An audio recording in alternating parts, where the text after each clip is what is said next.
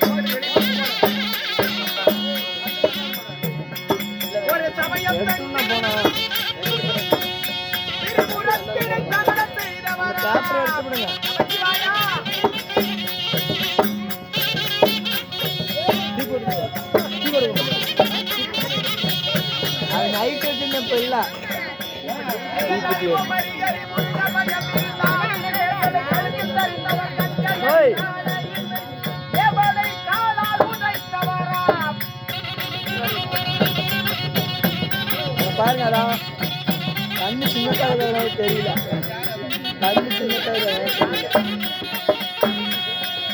அவர் நீலசாபுட வருண மேடியனே அரகரா நமச்சிவாயா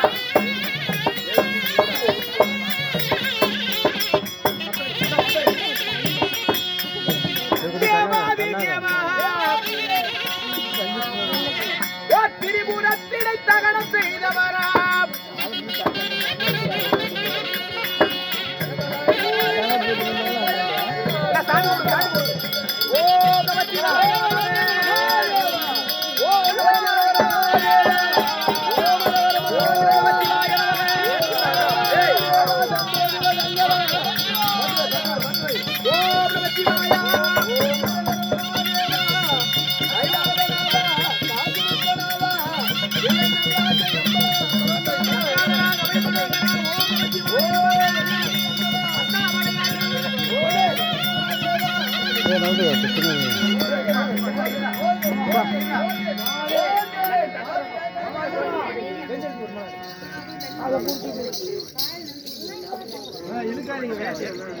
இதோ அந்த சிவபெருமான் கொடுத்த பிரகாரமாக இப்பொழுது மார்கண்டனுடைய உயிரை பிடித்தே ஆக வேண்டும்.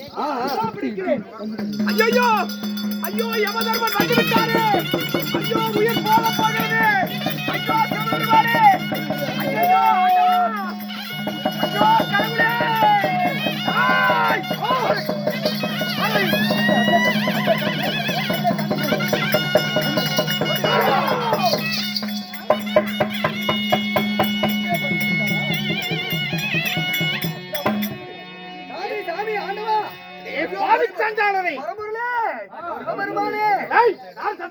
சத்தம் போடாதீங்கப்பா. சிவபெருமானே தாங்கள் தான் எங்களுடைய அடே யமனே. சுவாமி சித்திரகுப்தா, நான் தான் உங்கள் சித்திரகுப்தன். அந்த சண்டாளன் செய்த சதியை பார்த்தாயா?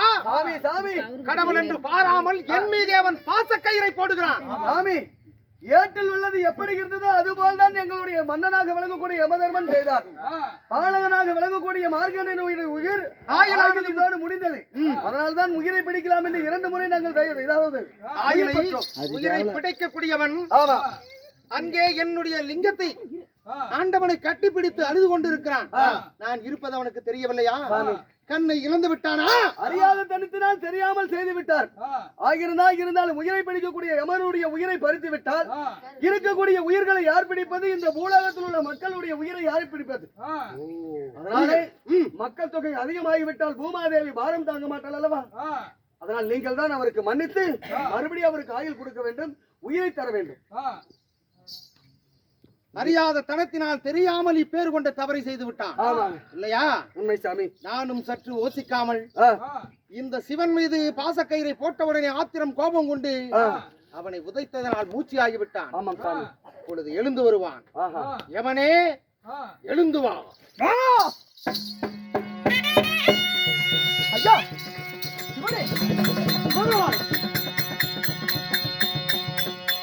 என்னை மன்னிக்க வேண்டும் சாமி. அறியாத தனத்தால் நான் செய்த தவறுதான். ஆனால் இதில் தவறு ஒன்றுமில்லையே. நான் என்ன தவறு செய்தேன்? கடமை, கண்ணியம், கட்டுப்பாடு, நீதி, நேர்மை தவறாமல் ஆட்சி செய்ய வேண்டும். ஆட்சி செய்வதை விட உனக்கு கொடுத்த வேலையை செவ்வனையாக செய்து முடிக்க வேண்டும். மன்னனாக இருந்தாலும் சரி, மகேஸ்வரனாக இருந்தாலும் சரி, உனக்கு இட்ட வேலையில் இருந்து சிறிதளவு நீ மாறினாலும் உன் உயிருக்கு ஆபத்து என்று சொன்னீர்கள். மார்கண்டன் உயிரானது போக போகிறது. அவனுடைய ஆயுள் காலம் முடிந்தது. அதனால் என்னுடைய பாச கயிறை போட்டு அவன் மீது என் உயிரை பிடிக்கும் பொழுது என்னையே சாமி எட்டி உதைத்தீர்கள். பக்கத்தில் யார் இருப்பது தெரியவில்லையா? அன்பே சிவம் என்று என் லிங்கத்தை கட்டிப்பிடித்து அழுது கொண்டிருக்கும் சிறுவனை அந்த சிறுவனையும் பார்க்காமல் பக்கத்தில் இருப்பது நான் சிவன் என்று தெரியாமல் உன் பாச கயிறு என் மீது போட்டு என்னையே நீ கொல்ல துணிந்து விட்டாய். சாமி, நான் தெரிந்து செய்யவில்லை, தெரியாமல் செய்தது. அறிந்து செய்யவில்லை, அறியாமல் செய்த தவறு இது. சாமி, எப்பொழுது உயிரை பிடிப்பது என்னுடைய வேலை என்று சொல்லி எனக்கு ஒப்படைத்தீர்களோ அந்த வேலையில் இருந்து இதுவரையிலும் இந்த நொடி பொழுதிலும் நான் தப்பவில்லை. சரி, ஆனாலும் இப்பொழுது என் மீது நீங்கள் குற்றம் சொல்வது முறையல்ல. எனக்கு இந்த வேலையே வேண்டாம், என்னை விட்டு விடுங்கள். அவர் விட்டு விட்டால் இது யார் உயிர் பிடிப்பது? உலகத்தில் பிறப்பின் அதிகமாகும், ஆனால் இறப்பது குறைந்துவிடும். உயிர்களை பிடிக்கக்கூடிய எவனே, நீ செய்த தவறை நான் மன்னித்து விட்டேன், மீண்டும் இந்த பதவி நீ ஏற்றுக்கொள்ள வேண்டும். முடியாதையா. நான் ஏன் சொல்கிறேன் என்றால், இந்த அகில உலகத்தில் ஒரு மானிடனாக பிறந்தவன் திடீரென்று இறந்து விட்டால் இந்த நாட்டில் உள்ள மக்கள் எல்லாம் எப்படி செத்தவனை வைத்து அழுகிறார்களோ இல்லையோ தவிர, உயிர் போனவுடனே முதலிலே என்னை தான் சண்டை போடுகிறார்கள். எப்படி இந்த பாழாய் போன யமபாதக இந்த யம செஞ்ச காரியம், ஐயோ என் உயிர் போச்சே, என் பையன் உயிர் போச்சே அப்படி என்று இந்த நாட்டில் வாழக்கூடிய பூலோக மக்கள் எல்லாம் என்னை பார்த்து இழிவாக பேசுகிறார்கள். ஆக இத்தனை பேச்சுக்கும் ஏச்சுக்கும் ஆளாகி இந்த தொழிலை, இந்த பொறுப்பை நான் செய்ய விரும்பவில்லை. என்னை மன்னித்து விடுங்கள் சாமி. புரிகிறதப்பா? அவன் எப்படியோ இறக்கிறானோ அது தெரியவில்லை. ஆனால் அவன் இறந்து விட்டால் அவன் இறப்பதற்கு காரணம் நான் தான் என்று தப்பாக பேசிக் கொண்டிருக்கிறார்கள். இதில் இருந்து எனக்கு விடுதலை கொடுத்தால் இந்த வேலையை செவ்வனையாக செய்வேன் ஆண்டவா. மக்கள் எல்லாம் உன்னை ஏசுகிறார்கள், பேசுகிறார்கள். பாவி பையன், எவட் பையன், என் தாயை கொண்டு போய்விட்டான், என் மகனை கொண்டு போய்விட்டான். இப்படி உயிர் போகக்கூடிய அவன் நிலைமையானது ஒரு மனிதனுடைய ஆயுள் முடிந்து போகுது. ஆனால் பழி எங்கே விழுகிறது? யமன் மீது. பாவம் ஒரு பக்கம், பழி என் மீது. இந்த பாவத்துக்கு நான் ஆளாக மாட்டேன், இந்த தொழிலே வேண்டாம் என்கிறாயா? ஏனென்றால் இந்த வேலையை சிவன், விஷ்ணு, பிரம்மா என்று சொல்லப்பட்ட மும்மூர்த்திகள் நீங்கள் கொடுத்த வேலை, கடவுள் கொடுத்த வேலையை சிறிதளவும் தவறக்கூடாது என்பதற்காக தான் கடமையோடு செய்யேன். கடமையோடு செய்து என்ன பிரயோஜனம்? நாட்டு மக்களுடைய பேச்சுக்கும் ஏச்சுக்கும் தான் ஆளாகிறேன். ஆக இந்த அவப்பெயரிலே பெயரிலே இருந்து எனக்கு விடுதலை கொடுத்தால் இந்த வேலையை செய்வேன் ஆண்டவா. அதற்கு நீங்கள் நான் ஒரு உபாயம் செய்ய. இனிமேல் உன் மீது பாவம் பழி உண்மையது வந்து விழுகாமல் நான் செய்கிறேன். எப்படி செய்வது சாமி? அதாவது இந்த ஒரு மனிதன் உயிர் போகிறது. ரோட்ல போயிட்டு இருக்கிறான் ஒரு மனுஷன், இல்லையா? நடந்து போயிட்டு இருக்கிறான். திடீர்னு ஒரு வண்டியை வந்து மேல மோதி, லாரியோ பஸ்ஸோ மோதி செத்துட்டான். ஆமா, ஊர்ல எப்படி பேசுவாங்க? இனிமேல் எப்படி? லாரி அடிச்சு செத்துட்டான். இனிமேல் லாரி அடிச்சு செத்து போயிட்டான். ஒரு குடும்ப தகராறு, ஒரு மருந்து குடிச்சிட்டு செத்துட்டான், இல்லையா? ஆமா. அவன் என்ன வழி வரும்? எல்லாம் இந்த குடிக்கிற மருந்துல அடிக்கிற மருந்து குடிச்சு செத்துட்டான். ஆமா, இல்லையா? தூக்கு போட்டு செத்துட்டான். ஆமா, லாரியில் அடிபட்டு கீழே விழுந்து செத்துட்டான் அப்படின்னு ஏதோ ஒரு காரணமாக ஆகிவிடும். இனிமேல் அந்த பாவ பலியானது உண்மையில வந்து இனிவிட மாட்டேன், இனிவிட மாட்டேன்.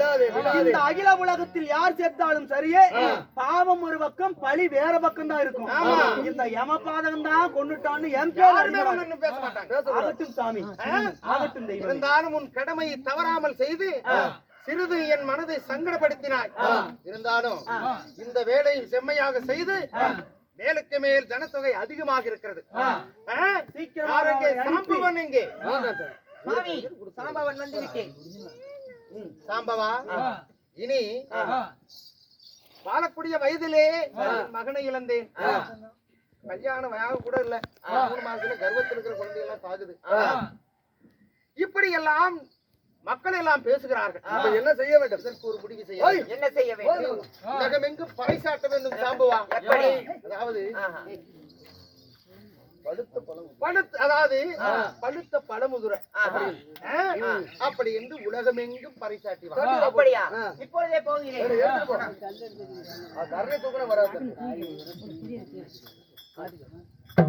காய் உதிரே, கனி உதிரே, பழ உதிரே, பூ உதிரே, காய் உதிரே, கனி உதிரே, பழ உதிரே. நெப்பு காட்டவன ஏண்டா சாமி என்னடா சொல்லி அனுப்புனாரு? பழுத்த பழ முதிரனை தான் சொல்லி இருக்கிறாரு. அதை விட்டுட்டு பூ உதிர, காய் உதிர, கனி உதிர, பழுத்த பழ முதிரன்னு சொன்னா இது என்ன கணக்குல? சரி வாட பாவி சண்டாளன் ஜாம்பவன் குடிகார சாம்பவன் பண்ண என்ன சொல்லி பரசாட்டு பழுத்த பழமுதிரை என்று சொல்லி வா என்றேன். இவன் என்ன சொன்னா? பூ உதிர, காய் உதிர, பழுத்த பழுத்த பழ முதிர. சண்டாளா என்னுடைய தூக்க வெறியில் நான் அறியாமல் தெரியாமல் சொல்லிவிட்டேன். சாம்பவன் பொதுவா சொல்லிவிட்டான். ஆமா ஆமாங்க, மொத்தமா எல்லாத்தையும் பூ உதிர, பிஞ்சு உதிர, காய் உதிர, பழமுதிர, கனி உதிர இப்படின்னு பழுத்த பழ முதிர, பழுத்த பழமுதிரன்னு பொதுவா சொன்னதுனாலதான் இன்னைக்கு பூலோகத்துல கருவு இருக்கிற குழந்தை அது வந்து ஒரு பூ மாதிரி இல்லையா? அந்த குழந்தை சாகுறது ஒரு அர்த்தம் இருக்குதுங்க அதுக்கு இல்லையா? கனி உதிரன்னா பிஞ்சு. அந்த பூ வந்து பிஞ்சா மாறு. பிஞ்சு உதிரன்னா 3 மாசம் குழந்தை, ஒரு 6 மாசம் குழந்தை, ஒரு வருஷம் குழந்தை, இப்படி காலமாக இல்லைங்களா? அந்த கணக்குல அது போய் சேரும்.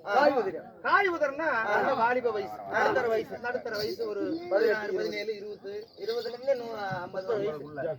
இப்படி பழமுதிரன்னா அதாவது ஒரு 30, 40 வயசு மேல. பழுத்த பழம்னா 60, 70 வயசு, ஒரு 100 வயசு, 90 வயசு இப்படி சொல்லக்கூடிய மொத்தத்துல சாம்பவன் சொன்னதுனாலதான் அன்னைக்கு தவறான ஒரு வார்த்தை சொன்னதுனாலதான் பூலோகத்துல இந்த மாதிரி இறப்புகளானது உண்டானது. அன்னைக்கு ஜாமவன் செஞ்ச ஒரு தவறுதான் இன்னைக்கு பூலோகத்துல சின்ன குழந்தையில இருந்து பொட்டு பொடுசு குன்ன குசுக்கு நடுத்தர வயசு கல்யாணம் ஆகாதவங்க ஆகாதவங்க சின்ன குழந்தைங்க பெரிய குழந்தைங்க அத்தனை பேருமே இறக்க காரணம் அன்று ஜாம்பவன் செய்த ஒரு தவறினால் இன்று பூலோகத்தில் நடக்கிறது. இருந்தாலும் சரி அவன் சொல்லு கிணங்க அதே போல் நீ செய்து வா. அதற்குத்தான் போய் வா. புறப்படுகிறேன். எடுத்தான் பாசக்கயிறை.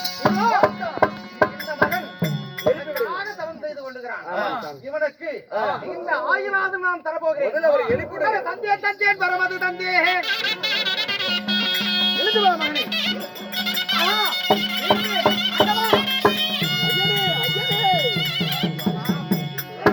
காண்பது கனவால் நினைவா? மார்கண்டா எவனாகப்பட்ட உயிரை பிடிக்க வந்தாரே, எங்கே யமதர்மன்? யமன் போய்விட்டான். இதோ உன் பத்தி வெச்சுகிறேன் நான். நீ செய்த இந்த தவபலமானது என் மனதையும் மாற்றி விட்டதப்பா. இதோ அன்று 16 செல்வங்களும் பெற்று பெருவாழ்வு வாழ்க என்ன சொல்ல வந்தேன். ஆனா அதை தவறா புரிந்து விட்டார்கள் உன் தாய் தந்தை. மகனுக்கு 16 ஆயுள் என்று சொல்லி மறைந்தீர்களாமே, காரணம் என்ன? காரணம் 16 செல்வங்களும் பெற்று பெருவாழ்வு வாழ வேண்டும் என்று சொல்ல வந்தேன். அதற்குள்ளாக அவசரப்பட்டு போய்விட்டார்கள். அவர்கள் தவறாக புரிந்து விட்டார்கள். இன்று உனக்கு 16 அல்லவா? இனி என்றென்றும் உனக்கு 16 ஆயுள். 16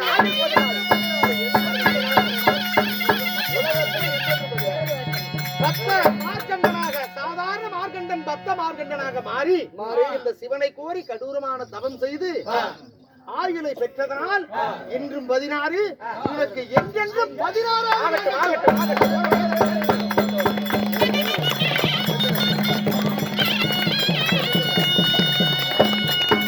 அறிவீர்கள் சபையோர்களே, அன்பு கொண்ட பெரியோர்களே, இன்னும் சமயபுரத்து மாரியம்மனுடைய திருவிழாவினை முன்னிட்டு பக்த மார்கண்டையன் என்ற நாடகமானது மார்கண்டனுக்கு சிவபெருமான் இன்று 16, உனக்கு என்றென்றும் 16 செல்வங்களும் பெற்று பெரும் வாழ்வு நீ வாழ்வாயப்பா என்று சிவனானவன் பக்த மார்கண்டனுக்கு வரம் தருவதோடு எங்க நாடகம் முடிஞ்சதுங்க. இந்த நாடகம் நல்லா இருந்தா எல்லாம் சோற ஒரு தாட்டி கை தட்டுவாங்க.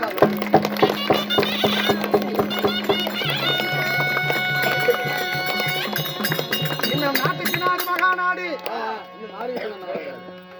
என்னும் மதிப்புக்கு மரியாதைக்குரிய நமது ஐயாவாகிய அங்கப்பன் அவர் குடும்ப சார்பாக அவர் ஈன்ற பிள்ளைகளும் பேர பிள்ளைகளும் பெத்த பிள்ளைகளும் மருமக்கமார்களும் மகன்மார்களும் அனைவரும் ஒன்று சேர்ந்து இந்த சமயபுரத்து மாரியம்மனுக்காக பக்த மார்கண்டன் என்ற நாடகத்தை வைத்த அவர்கள் குடும்பமானது ஆண்டவன் அருள் பெற்று பல்லாண்டு வாழ்க வாழ்க வாழ்க வாழ்க.